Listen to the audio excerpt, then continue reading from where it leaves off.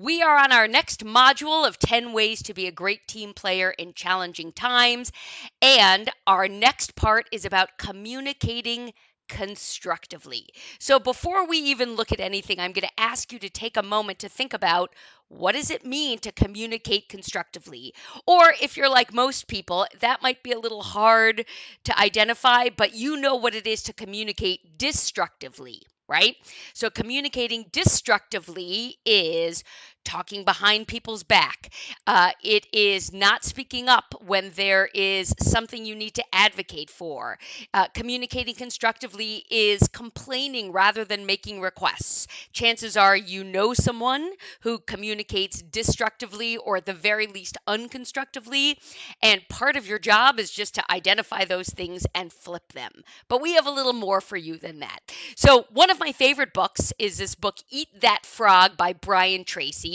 Eat That Frog is really a metaphor for how to stop procrastinating, right? So, if you have to eat a frog, don't look at it and hope it's going to get more delicious. Don't look at it and hope that it's going to jump away. Just eat it.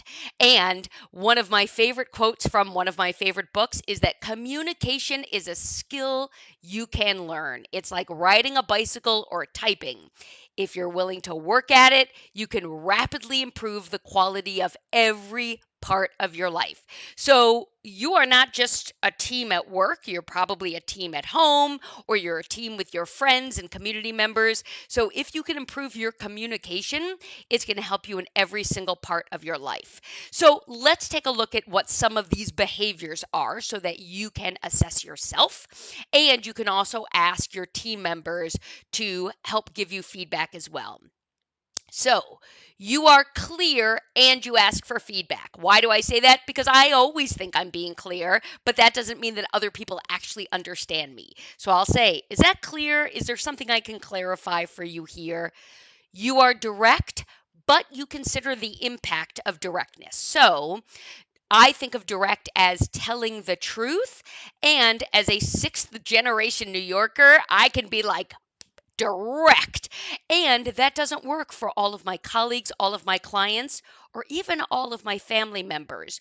So if there's somebody who would prefer me to have a slower warm up to the message that I'm going to say. So, for example, if there is somebody where I need to give them a piece of direct feedback, but it's hard for me to say, listen, in that last presentation, you spoke so quickly that I think you lost your audience, they might need me to start by asking them, how do you think it went? Or share some things that I think went particularly well for them.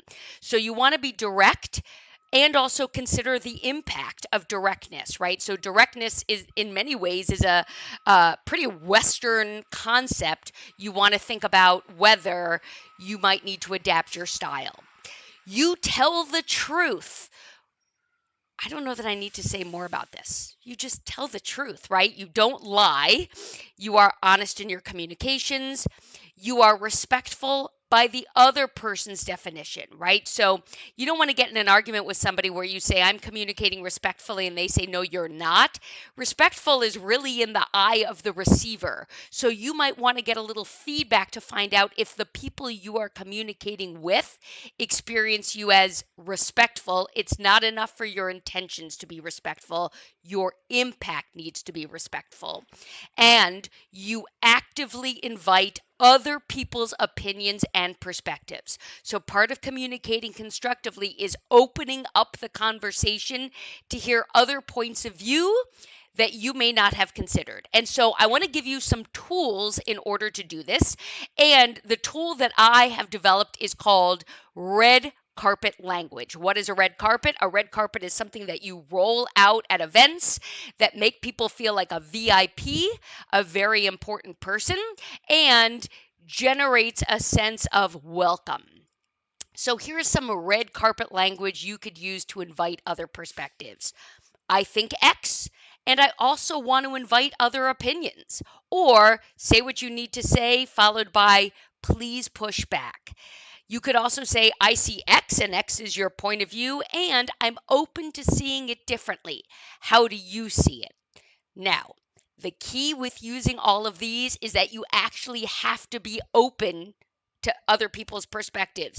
If you ask people for their perspective and then keep telling them while their perspective is wrong, you are misusing this tool. Don't use it. Just tell someone, I'm decided. It's not open for conversation.